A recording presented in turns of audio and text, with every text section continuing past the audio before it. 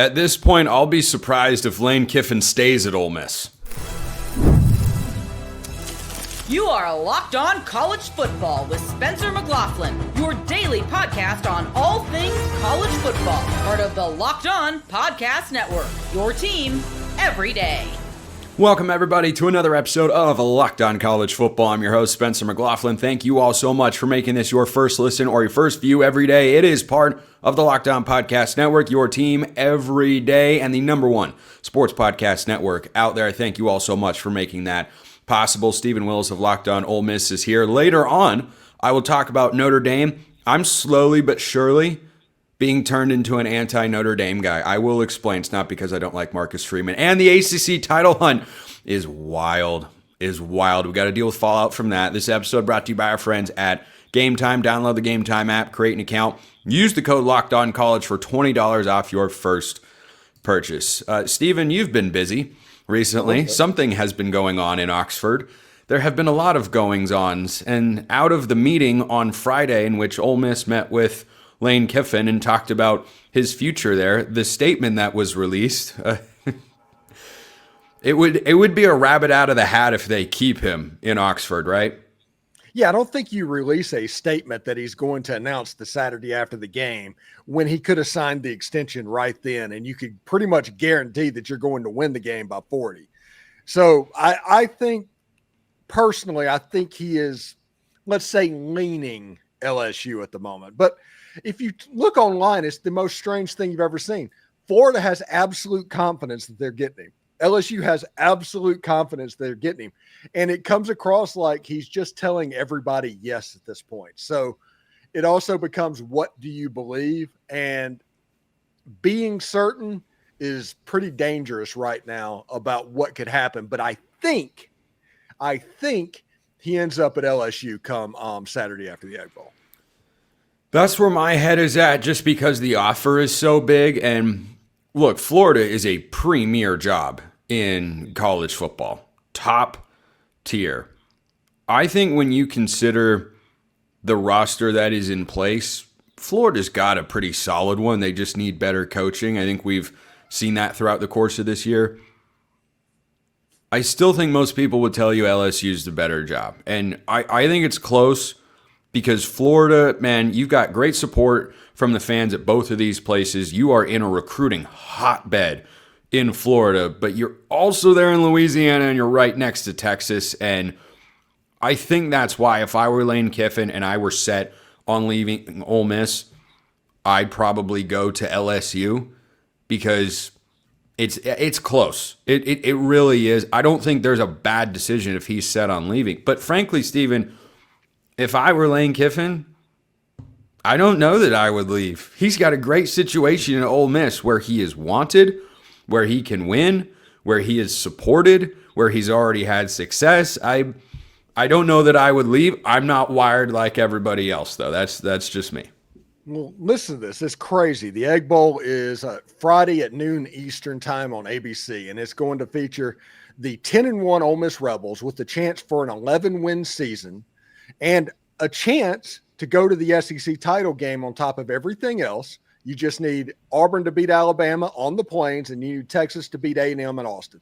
That's all that is required for you to make that step if you win the game. And you're going to be coached in potentially the biggest game in program history by the potential LSU coach against your rival.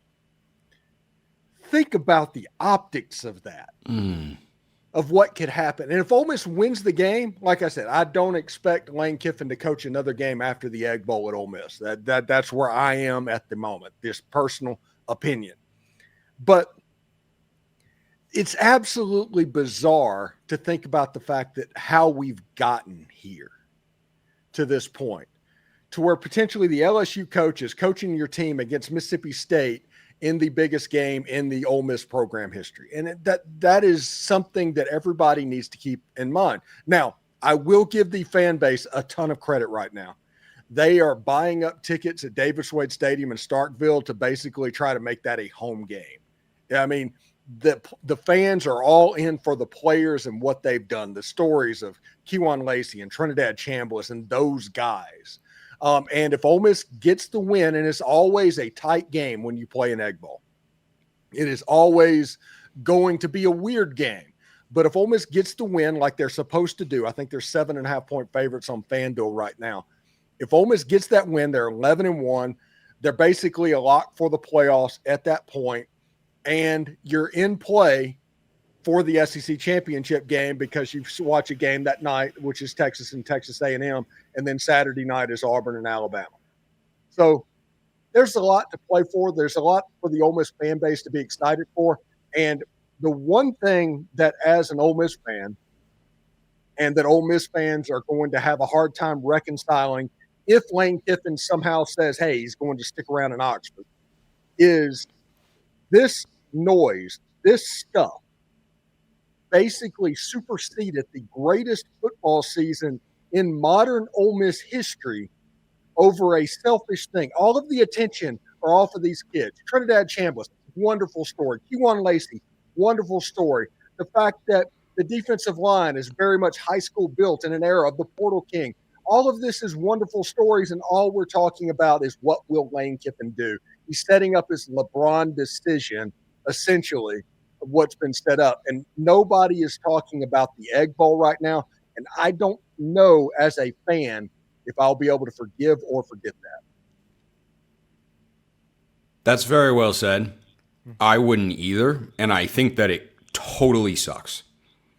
That Ole Miss for a long time wasn't anything special. Well, here you go. You've got a real chance. And yeah, Ohio State looks like a juggernaut every single week. I mean, they wait until the second half to start playing good football, but once they do, boy, they're tough.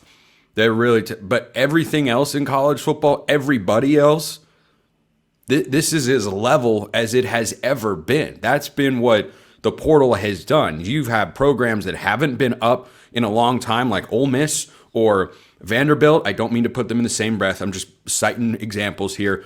Are currently way ahead of Florida and LSU. You've got programs all over. Indiana is the number 2 team in the country, for goodness sake. 2 years ago, that was a crap job in college football. Now they're one of the best teams in the country. So I do think it's important to point out, Stephen, in this conversation, that you're 100% right.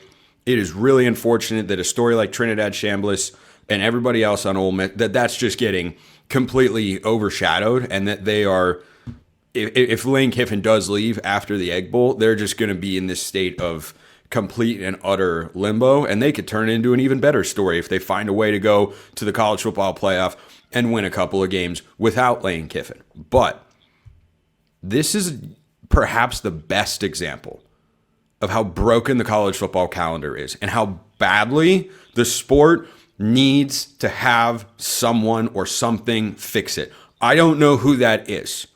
I'll run for commissioner if you want. I'll take a salary of $500 a year if it means we will make, as long as I can keep my shows, as long as we can make the sport better, because this is the problem. If you're Lane Kiffin and you're LSU wanting to have these discussions and such, that's one thing. But the portal is in January, and I'm glad we got away with the early portal before bowl season, but they still have it before the season ends. So programs that want to compete, they're going to bring in a coach on this time. And you can be mad at LSU or you can be mad at Lane Kiffin, but really it's the classic therapist question. Who are you really mad at? And the answer is college football. The answer is college football, and the calendar is just so unbelievably bad. It's one thing if Lane Kiffin leaves Ole Miss, but that he can't even, and frankly, I don't like it for Lane either, that he has to make this decision on this timeline. He should be able to go through the entire season, and the transfer portal should open after the national championship game, and then you should have a coaching carousel and national signing day in February and March, and then you go through spring ball and we start the whole thing over. I had to get that out there. I just cannot stand that this is where the sport is legitimately at.